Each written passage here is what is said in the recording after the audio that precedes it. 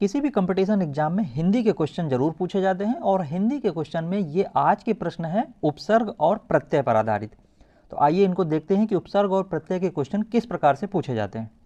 मिलावट में प्रयुक्त प्रत्यय है वट, टा, आवट या फिर लावट। तो देखिए जो प्रत्यय होता है ना वो शब्द के अंत में होता है, तो यहां पर जो है मिलावट। तो अब यहां पर ये कंफ्यूजन है कि वट होगा कि आवट होगा। तो यहां पर जो करेक्ट आंसर होगा वो होगा आवट। ठीक है, मिलावट मतलब कि यहां पर सिर्फ लास्ट के अक्षर तो देखे जाते हैं, लेकिन उसमें से कौन सा स्वर निकल के आ रहा है, मिलावट, आवट निकल के आ रहा है, तो वो जो है करेक्ट आंसर होगा। तो यहां पर सी ऑप्शन सही होगा। अगला है इक प्रत्यय जोड़कर बनाया गया शब्द है इक। तो पहले इनको पढ़ना बहुत जरूरी है। देखिए प्रत्येक, यहाँ पे क्या निकल रहा है, एक। सीक, ईक निकल रहा है।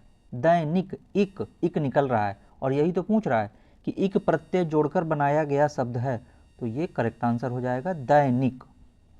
अगला है पराधीन में प्रयुक्त उपसर्ग और मूल शब्द है पर प्लस आधीन, परा प्लस आधीन, प प्लस राधीन, परा प्लस अधीन। तो देखिए पराधीन में प्रयुक्त जो उपसर्ग और मूल शब्द होगा ना वो पर धन आधीन, यानी इसका संधि विच्छेद कर देंगे। तो यहां पर जब संधि विच्छेद करेंगे तो क्या निकल के आएगा, परा निकल के नहीं आएगा, पर धन आधीन निकल के आएगा। तो यहां पर ए ऑप्शन इसका सही हो जाएगा। पराधीन में प्रयुक्त उपसर्ग क्या होगा, पर। ए ऑप्शन इसका सही होगा, पर प्लस आधीन। अगला है दुबला शब्द में कह रहा है कौन सा उपसर्ग होगा। दुब उपसर्ग है, दु उपसर्ग है, दुर उपसर्ग है या फिर दुरा उपसर्ग है। तो देखिए दुबला क्या पूछ रहा है कि उपसर्ग, तो उपसर्ग हमें पता है कि शब्द के क्या लगते हैं, पहले। ठीक है, तो यहां पर दुबला शब्द में जो उपसर्ग होगा वो क्या होगा, दु। बी ऑप्शन इसका सही होगा। अगला है प्रति उपसर्ग किस शब्द में नहीं है।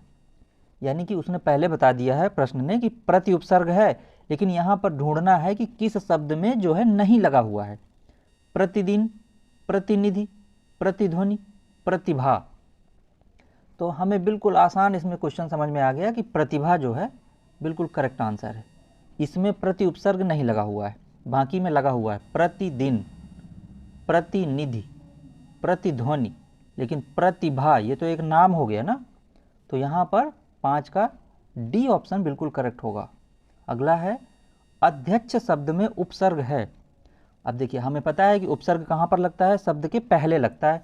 तो अध्यक्ष, आध्य मतलब इसका हमें संधि विच्छेद करके जब निकालेंगे तो अधिधन अच्छ, तो इसी प्रकार से इसको कुछ बनाना पड़ता है। तो यहां पर अध्यक्ष शब्द में कह रहा है उपसर्ग कैसा है, कौन सा है, तो यहां पर इसका करेक्ट आंसर हो जाएगा अधि। ए ऑप्शन इसका सही हो जाएगा। अगला क्वेश्चन कह रहा है इनमें से एक प्रत्यय नहीं है, ता, इन, ई, अनु। तो हमें पता है कि प्रत्यय क्या होता है, लास्ट में होता है। तो इनमें से अब हमें यह ढूंढना है कि कौन सा लास्ट वाला ये शब्द जो है प्रत्यय नहीं हो सकता है। तो यहां पर अनु, देखिए ता होगा, इन होगा, ठीक है, ई भी होगा, मिठाई है ना, भावुकता, इन भी होगा, लेकिन अनु ये तो शब्द के पहले लगेगा ना, तो ये तो उपसर्ग हो गया। तो यही तो कह रहा है कि इनमें से एक प्रत्यय नहीं है, तो यही है अनु, ये जो है प्रत्यय नहीं है। अगला है शिक्षक शब्द में सही प्रत्यय है। तो हमें पता है कि प्रत्यय का मतलब होता है लास्ट में इक, इसका जो है जब निकालेंगे इसका शिक्षक, अक निकल रहा है ना, तो ये तो बिल्कुल कंफर्म हो गया कि सी ऑप्शन इसका सही हो जाएगा। अगला है अत्याचार में उपसर्ग है। तो इसको भी थोड़ा सा, अब देखिए यहाँ पर जो होता है ना, तो अब इसको ये नहीं देखना है कि आ इसके शुरू में लगा है तो आ हो जाएगा। इसको थोड़ा सा विच्छेद कर लेते हैं कि अति धन आचार, तो अति होगा यहाँ पर। ठीक है, तो 9 का सी ऑप्शन यहाँ पर करेक्ट हो जाएगा, अति। अगला है अनु उपसर्ग से निम्न में से कौन सा शब्द नहीं बना है, अनुराग, अग्रज, अनुकरण, अनुशीलन। तो यहाँ पर कह रहा है कि कौन सा शब्द नहीं बना है अनु उपसर्ग से। तो यहाँ पर अनुराग, अग्रज, अनुकरण, अनुशीलन। तो मेरे ख्याल से यहाँ पर बिल्कुल करेक्ट हो जाएगा अग्रज। ठीक है, अग्रज।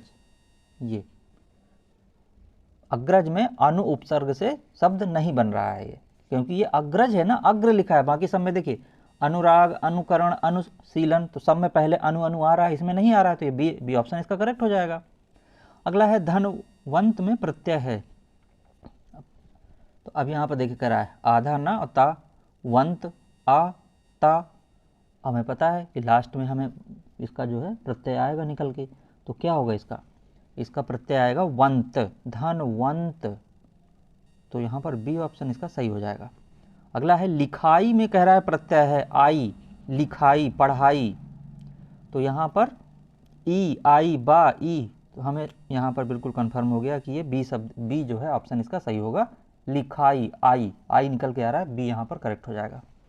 अगला है चौधरानी देवरानी में कौन सा प्रत्यय है? चौधरानी, रानी होगा कि आनी होगा? तो यहाँ पर इसका आनी होगा। ठीक है, ए सी ऑप्शन इसका करेक्ट हो जाएगा। अगला है गुड़िया में प्रत्यय है। अब हमें पता है कि लास्ट में हमें समझ में आ गया कि प्रत्यय होता है तो ईया होगा या बड़ी ईया होगा, आ होगा, या होगा। तो यहाँ पर गुड़िया, ईया निकल के आ रहा है, तो यहाँ पर ये ईया सही हो जाएगा। अगला है बनावट में प्रत्यय है आवट, आवट निकल के आ रहा है ना, सिर्फ वट नहीं होगा एक, तो इसका यहाँ पर ए ऑप्शन सही हो जाएगा। बनावट में प्रत्यय आवट हो जाएगा। चिकनाहट, आहट, कुछ ऐसा निकल के आ रहा है, आहट, यहाँ पर ये लिखा है, बी ऑप्शन करेक्ट हो जाएगा। अभियान में उपसर्ग है अभि, अन, आ, बड़ा आ, तो यहाँ पर अभिमान में अभि हो जाएगा। अगला है कौन सा शब्द कह रहा है प्रत्यय से नहीं बना है? प्रत्यय का मतलब लास्ट में, नवल, मृदुल, बहुत, निगल। तो अब यहाँ पर जानते हैं इसको कैसे करेंगे, मतलब कि नवल, अल निकल के आ रहा है लास्ट में, मृदुल, उल निकल के आ रहा है, बहुत, उत निकल के आ रहा है, निगल, अल निकल के आ रहा है। तो यहाँ पे कह रहा है कौन सा शब्द प्रत्यय से नहीं बना है? तो यहाँ पर बहुत, ये जो है करेक्ट आंसर हो जाएगा, बहुत जो है प्रत्यय से नहीं बना है।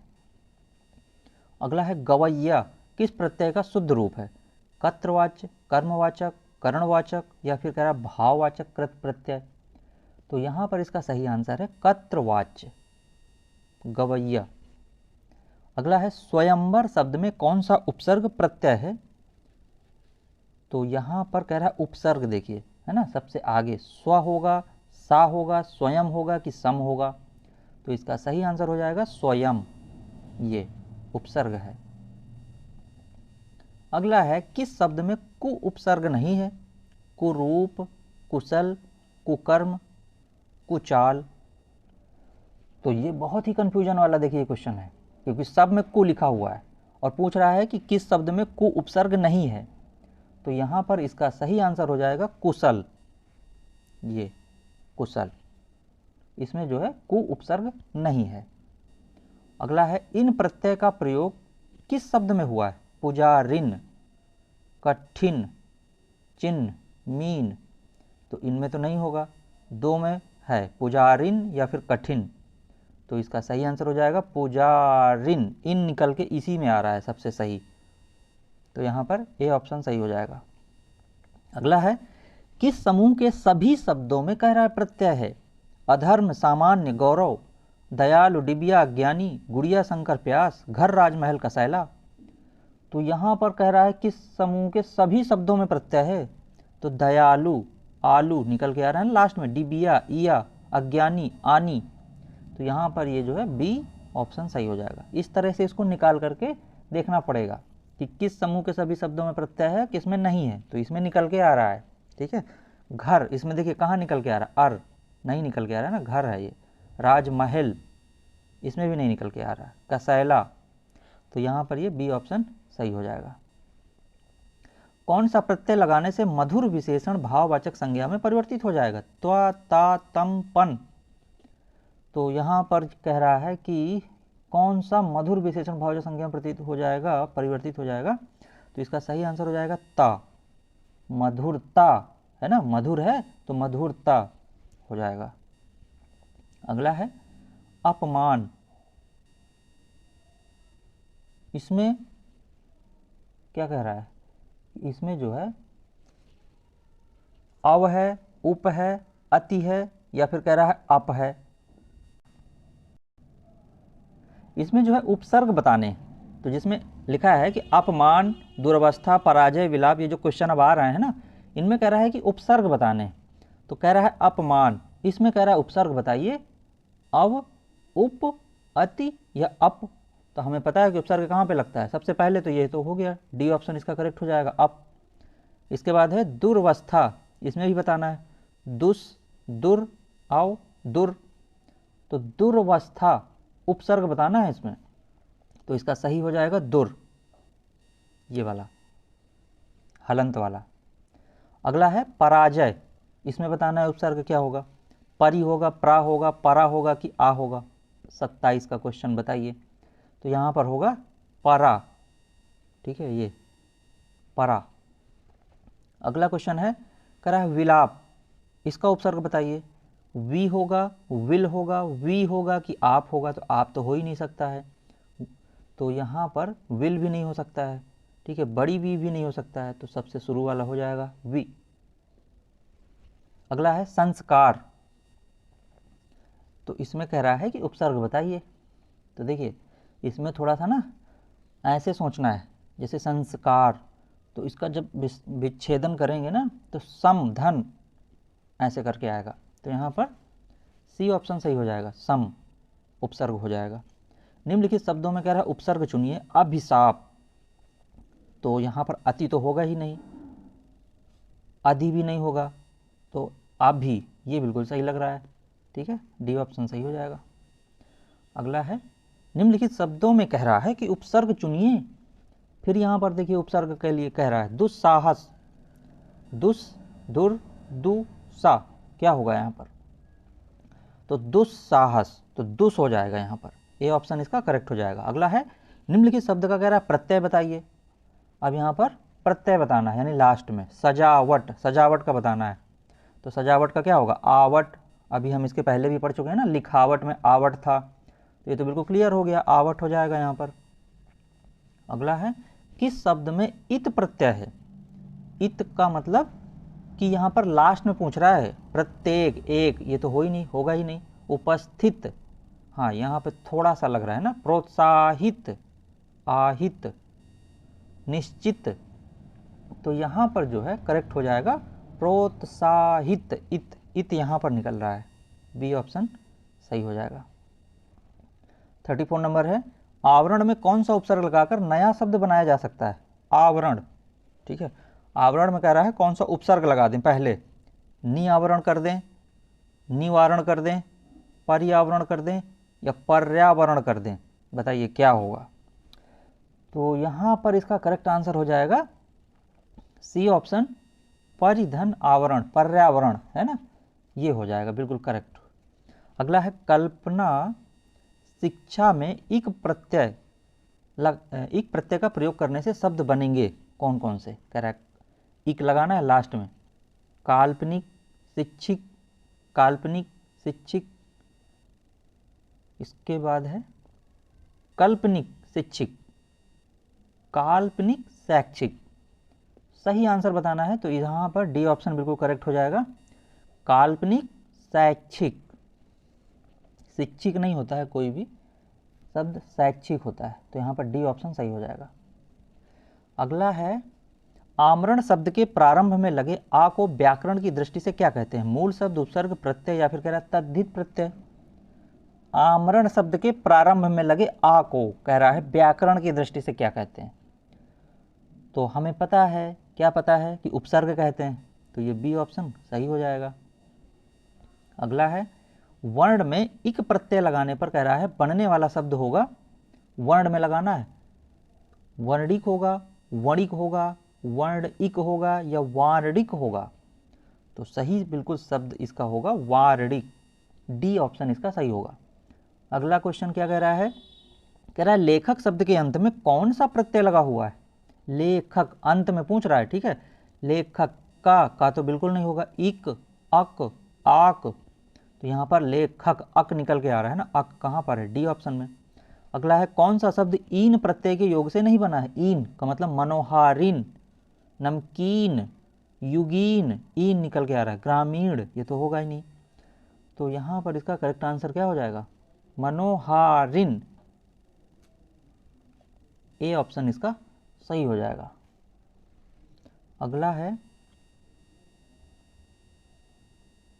प्राक्तन शब्द में उपसर्ग एवं मूल शब्द का कह रहा है सही विकल्प है प्राधंतन, प्राकधंतन, परधंतन, प्राधनकतन। तो इसमें इसका करेक्ट आंसर हो जाएगा प्राकधनतन, बी ऑप्शन इसका सही हो जाएगा। अगला है किस शब्द में ला प्रत्यय रूप में नहीं आया है, कुशल, मृदुल, विमल, रोमल, यानी कि लास्ट में हमें निकालना है इसका, कुशल अल निकल के आ रहा, मृदुल, विमल, रोमल। तो कह रहा है किस शब्द में ला जो है प्रत्यय के रूप में नहीं आया है, तो इसका सही आंसर क्या लग रहा है, विमल, अल निकल के आ रहा है ना इसमें, तो यहाँ पर ये ला प्रत्यय रूप में नहीं है, अल है यहाँ पर, तो यहाँ पर सी ऑप्शन सही हो जाएगा। अगला है किस शब्द में कोई भी कह रहा है उपसर्ग नहीं है, उपसर्ग का मतलब पहले देखना है, असुरक्षित, कह रहा है अप्रत्याशित, स्वागत, श्वास, कोई भी उपसर्ग नहीं है यहाँ पर। तो यहाँ पर देखिए इसमें तो निकल के आ रहा है ना, अप असुरक्षित में असु, स्वा, सु, है ना, लेकिन श्वास में नहीं निकल के आ रहा है, तो यहाँ पर डी ऑप्शन सही हो जाएगा। अगला है अधि उपसर्ग से बना कह रहा है शब्द नहीं है, अध्यापन, अध्यवसाय, अध्यवसाय, अधीर, अध्यादेश। तो यहाँ पर जो है कह रहा है अधि उपसर्ग से बना कौन सा शब्द नहीं हो सकता है, अधीर, सी ऑप्शन इसका सही हो जाएगा। अगला क्वेश्चन क्या कह रहा है, निरपराध में कह रहा है प्रयुक्त उपसर्ग है, नी होगा कि निर होगा, ने तो बिल्कुल नहीं होगा, इनमें से कोई नहीं भी है। अब दो में बताइए कौन सा होगा, तो निर होगा, सी ऑप्शन यहाँ पे सही हो जाएगा। अगला है अंत और विदेश शब्दों में कह रहा है क्रमशः प्रत्यय का शुद्ध विकल्प कौन सा है, अंत और विदेश, त्या और या और सा, या और ई, इनमें से कह रहा कोई नहीं, तो यहाँ पर डी ऑप्शन सही होगा, इनमें से कोई नहीं। अगला है निम्न में से किस शब्द में प्रत्यय का प्रयोग नहीं हुआ है, 46 नंबर क्वेश्चन कह रहा है कि किस शब्द में प्रत्यय का प्रयोग नहीं हुआ है, बसंत, अंत, रटंत, भिड़ंत, खड़ंत, ये बसंत में नहीं हो रहा है, ए ऑप्शन इसका सही हो जाएगा। अगला है आ उपसर्ग के प्रयोग से बना शब्द है अनंत, अन्वेषण, अवैतानिक या फिर अपेक्षा। तो क्या होगा इसका, उपसर्ग के प्रयोग से बना शब्द है कह रहा है अवैतानिक, सी ऑप्शन इसका सही हो जाएगा, अवैतानिक। अगला क्वेश्चन है सुत शब्द को स्त्रीवाचक बनाने के लिए किस प्रत्यय का प्रयोग होगा, सुत शब्द को कह रहा है स्त्रीवाचक बनाना है, तो कह रहा है कि प्रत्यय का प्रयोग ई होगा, बड़ी ई होगा, इक होगा या फिर आ होगा। तो यहाँ पर जो है सुत का क्या होगा, सुता, तभी तो वो स्त्रीवाचक बनेगा, तो यहाँ पर डी ऑप्शन सही हो जाएगा। अगला है निम्न में से किस शब्द में उपसर्ग का प्रयोग हुआ है, लिखाई, हानिकारक, उपकार, अपनापन। तो यहाँ पर देखिए क्या पूछ रहा है, उपसर्ग का प्रयोग पूछ रहा है ना, हाँ तो उपकार, क्योंकि लिखाई आई यहाँ पर आ रहा है, ये तो प्रत्यय हो जाएगा, इसी प्रकार से यहाँ पर सी ऑप्शन सही हो जाएगा, उपकार, उपसर्ग पूछ रहा है तो सबसे पहले ये बिल्कुल करेक्ट है। अगला क्वेश्चन है वे शब्द कह रहा है जो धातु या शब्द के अंत में जोड़े जाते हैं, ये तो हमने पूरी कहानी पढ़ ली, यही तो हमने पढ़ा है, क्या पढ़ा है, प्रत्यय होता है। तो इस प्रकार से ये हिंदी के क्वेश्चन बहुत ही इंपॉर्टेंट है, जो कि सभी एग्जामों में पूछे जाते हैं, तो इनको बहुत ही अच्छे से आप पढ़ लीजिए, अभ्यास कर लीजिए। चैनल को अगर सब्सक्राइब नहीं किया तो सब्सक्राइब कर लीजिए, वीडियो को शेयर कीजिए।